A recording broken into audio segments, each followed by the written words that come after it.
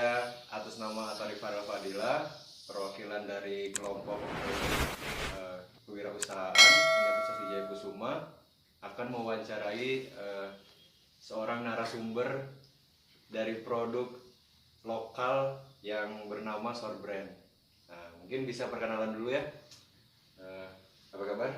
Alhamdulillah baik. Baik. Bisa perkenalkan mungkin dari boleh. Namanya siapa?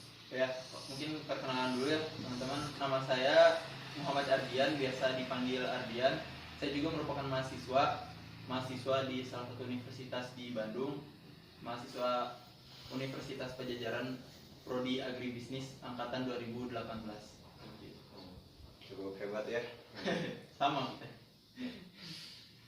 Nah, mungkin dari sini saya mau mewawancarai Saudara. siapa saya panggilnya ini? Art. Mas Art ini kenapa sih Mas Art ini kepikiran untuk membuat lokal brand dengan brand Sorban ini? Mungkin bisa diceritakan. Oke, mungkin kalau buat awal mula pembentukan si Sorbrand ini waktu itu tuh bermula waktu SMA ya, dimana saya ikut salah satu organisasi DKM, Dewan Keluarga Masjid. Di situ banyak teman-teman yang mempunyai nuansa Islami juga, jadi di situ saya ngeliat peluang sih, berhubung orang tua yang jualan di Pasar Baru Bandung punya beberapa channel penjualan sorban, jadi saya cobalah buat jualan sorban itu ke teman-teman di lingkup DKM. Nah, gara-gara waktu itu momentumnya tepat juga di bulan puasa tahun 2017, coba jualan juga di Instagram, ternyata laku juga gitu di Instagram tuh. Sejak saat itu dijalankan terus lah, yang awalnya cuma sekedar jual ke teman-teman di lingkup terdekat, tapi ternyata secara online di Instagram ada pasarnya dan laku juga, jadi dilanjutin sampai saat ini kayak gitu. Untuk produksinya sendiri itu bagaimana sih Mas kalau untuk kayak awal-awal gitu? Kalau untuk produksinya sendiri sih waktu pertama kali ngerintis ya, kita emang bener-bener nggak produksi sama sekali. Kita ngambil produk dari toko-toko grosir, kemudian kita rebranding, kita buat lagi merek, kita jahit. Dan kalau lambat laun itu awal mulanya, dan sampai sekarang sih kita udah kerjasama sama salah satu pabrik yang ada di daerah Jawa Barat juga untuk produksinya sendiri gitu. Dan juga sebenarnya ada beberapa produk yang kita masih impor karena memang produk itu tuh belum bisa diproduksi sama lokal gitu. Jadi masih ada beberapa, tapi fokus kita pengen utamain si produk-produk lokalnya ini gitu. Oh, kayak begitu ya Mas. Betul. Nice sekali ya Mas. Kalau misalnya si produk hasilnya kayak Sorbrand ini dia fluktuasinya atau naik turun harganya itu seperti apa sih? Kan tahu sendiri kalau di zaman sekarang kayak gitu ada beredar bahwa kalau misalnya kayak isi seperti itu kan mungkin kayak menggunakan sorban itu terlihat seperti kurang apa ya misalnya gitu. Mungkin tanggapan dari Mas Arni seperti apa Mas? Untuk sorban sendiri ya mungkin teman-teman juga nggak banyak gitu yang lihat yang jual sorban ya. Mungkin umumnya baju gamis, baju koko, peci itu udah sangat-sangat umum lah, common di Indonesia. Tapi kalau sorban sendiri kan belum begitu banyak terdengar. Nah, sebenarnya sorban sendiri kenapa jual produknya fokus di sana, karena jarangnya itu kalau saya sendiri ngelihatnya lebih kepada opportunity nih.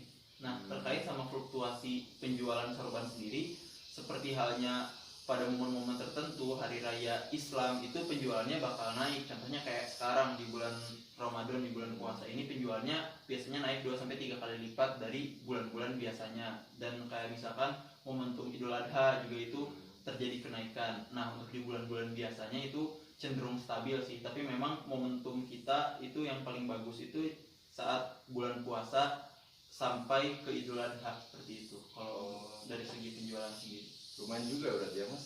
lumayan. Untuk jajan mah ada lah ya. Ada lah buat jajan. Nah, apa sih kendalanya kalau misalnya Mas berjualan brand lokal? Kan tahu sendiri kalau misalnya brand lokal nih orang-orang zaman sekarang terutama kan lebih sukanya brand-brand luar. Nah, apa sih kendalanya kalau misalnya di bisnis brand lokal ini kendalanya? Oke. Kalau misalkan lihat dari kendala sendiri ya, kita mengkomparasi dengan produk-produk luar itu, terlebih di pasaran juga kan banyak sebenarnya sorban itu beredar.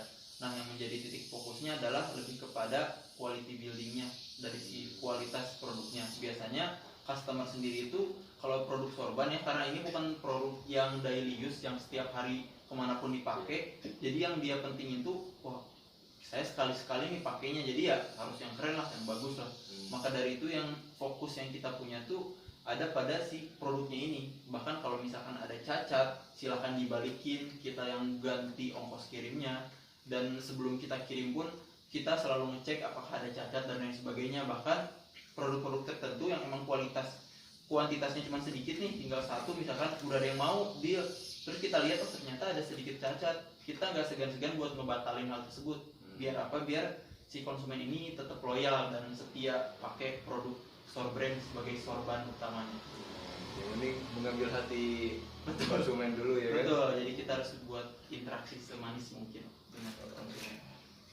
Nah mungkin kalau misalnya dari sorban ini sendiri mungkin ada apa kualitas khusus nggak sih, kayak sorban ini harus bahannya apa, ininya apa, terus apa yang membedakan sorban ini dari sorban yang lainnya mungkin? Oke, menarik pertanyaannya. Kalau dari segi kualitasnya, sebenarnya kalau dari kami punya beberapa varian ya, dari yang harganya sekitar 35.000 sampai yang harganya 250.000 itu ada. Jadi memang kita segmentasikan sesuai sama kualitas dan motif. Contohnya kayak yang gini. Kalau yang bisa dilihat ini tuh yang kita jual dengan harga 50.000. Ini Sorbrand BTK. Ini salah satu varian Sorbrand yang standar lah karena harganya di angka 50.000.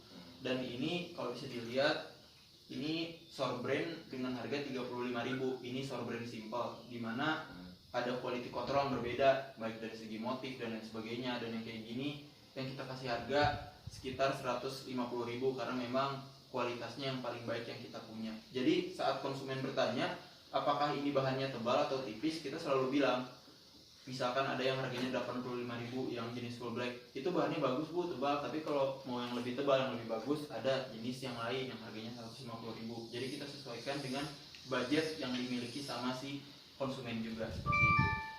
Berarti ada kualitas ada harga lah ya. Betul sekali. Nice sekali. Kalau boleh tahu, kalau misalnya Anda menjual ini selain di online nih, apakah menjual offline juga mungkin? Ada toko atau seperti apa? Nah, untuk Sorbrand sendiri memang sebenarnya fokus penjualannya itu kan di online ya, di Instagram, di Shopee sekarang. Nah, tapi Sorbrand juga ada di offline store, itu ada di Bandung namanya YD Store. Itu tuh kayak salah satu toko muslim yang memang kita supply juga produk sorban di sana. Jadi kalau misalkan orang-orang daerah Bandung dan sekitarnya mau nyari Sorbrand dalam offline, pengen lihat langsung dulu segala macam, itu bisa banget juga di salah satu toko di Bandung yang udah kerja sama kita.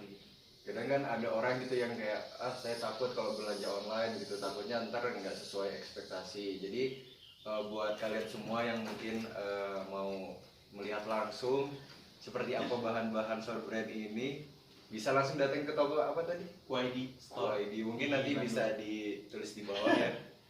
Ya mungkin seperti itu. Terus ini nih menarik nih pertanyaannya. Jadi apakah bisnis seperti ini tuh apakah hanya mengalami penaikan saja atau ada kadang ruginya sih? Oke. Yang pertanyaan simpel untuk para pedagang sebenarnya. Betul.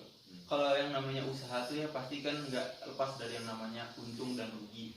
Nah kalau dari segi ruginya sendiri untuk produk yang kita jual ini lebih kepada bukan faktor produksi atau faktor nggak laku kita rugi, bukan, tapi lebih kepada manajemen pengiklanan yang waktu itu sempat kita lakuin. Kayak misalkan kita ngelakuin yang namanya Instagram Ads, itu kan biaya advertising yang kita keluarin, biaya untuk iklan. Nah terkadang di suatu waktu tuh kita ngeluarin biaya sekian rupiah untuk ngiklanin satu produk, tapi ternyata outputnya itu baliknya tuh penjualannya tuh nggak sampai nutup dari biaya advertising tersebut. Jadi mungkin ruginya lebih ke arah sana sih. Kayak waktu itu kita sempat ngelakuin paid promote dan lain sebagainya. Jadi paling faktor rugi yang terjadi pada Sorbrand lebih kepada biaya advertising yang mungkin kita analisis marketnya kurang sempurna. Jadi nggak balik si biaya iklan itu nggak nyampe sama penjualan yang kita dapat gitu. Oh, seperti itu mungkin ya. Betul. Mungkin sedikit fun fact mungkin ya, apakah benar ini Sorbrand ini telah diakui oleh Presiden Jokowi? Mungkin bisa cerita, mungkin bisa aja sebentar. Oh iya, waktu itu momen yang sebenarnya tidak sengaja tapi sungguh luar biasa ya. Jadi waktu awal-awal mulai rintisnya Sorbrand, waktu masih jadi pelajar di SMA, ada suatu momen seminar, ternyata seminar itu dihadiri oleh Bapak Presiden Joko Widodo gitu.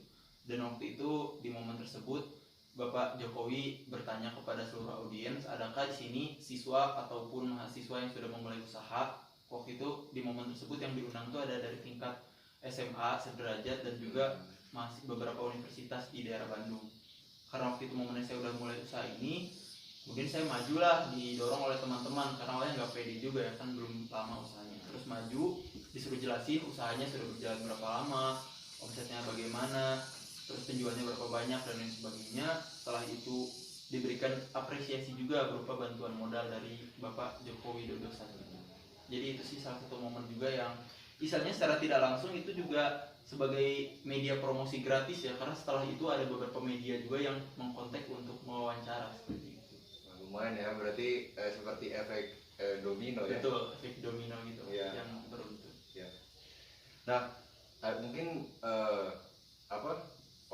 orang-orang milenial mungkin bertanya kan, kalau misalnya untuk melakoni bisnis seperti ini, apakah ada skill-skill khusus nggak sih untuk yang kita dalami gitu? Kayak mungkin ada orang-orang yang ingin belajar tentang bisnis online, bukan hanya Sorbrand tentunya ya. Betul.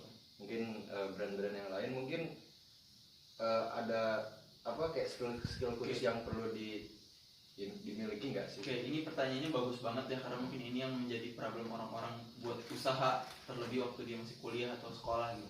Kalau buat skill khusus sih dari pengalaman aku sendiri ya, yang paling penting itu kita tahu mau jualnya itu kepada siapa gitu. Jangan sampai kita tahu mau jualan A, tapi kita nggak tahu si A itu harusnya jualnya ke orang seperti apa. Contohnya Sorbrand.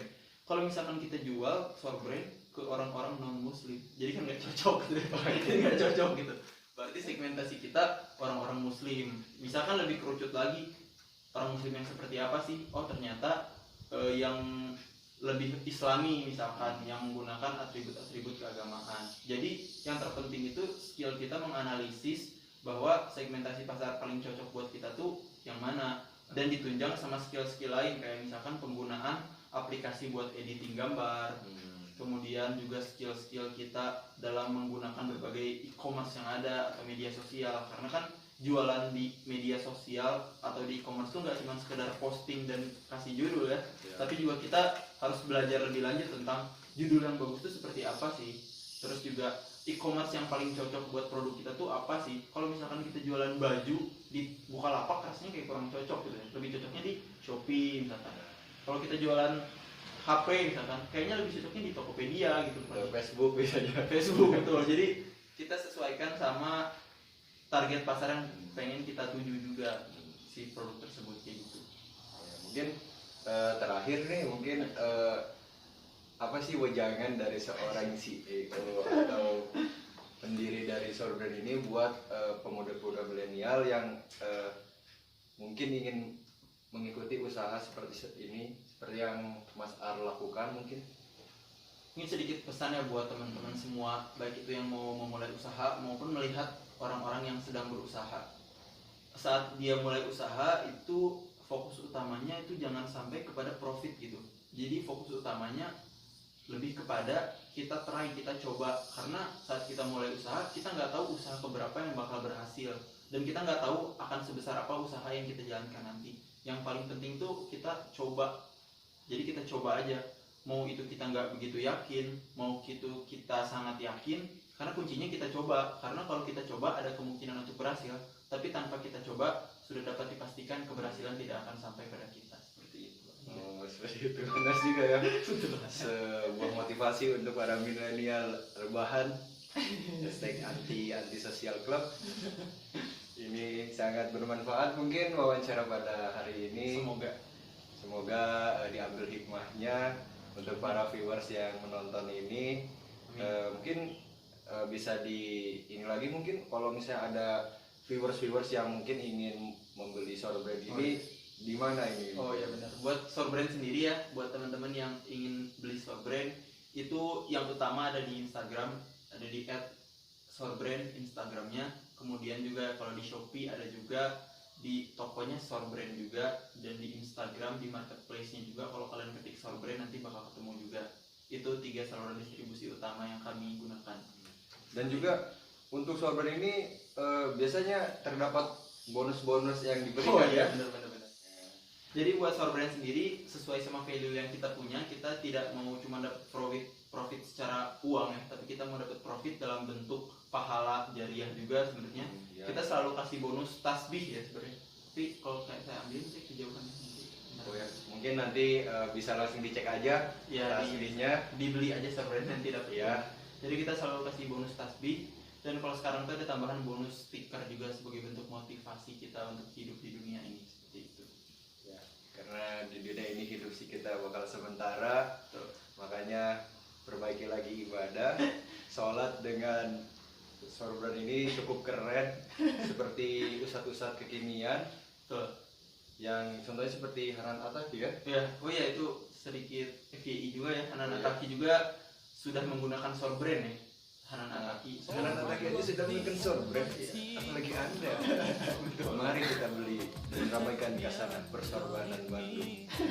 Untuk yang di luar Bandung pun jangan khawatir, kan masih ada online. Tuh, dikirim-kirim. Mungkin segitu saja mungkin ya yang saya dapat sampaikan. Saya atau Rifara Fadilah dari perwakilan kelompok kewirausahaan Universitas Wijaya Kusuma mengundurkan diri, dan saya Ardian. Wassalamualaikum warahmatullahi wabarakatuh.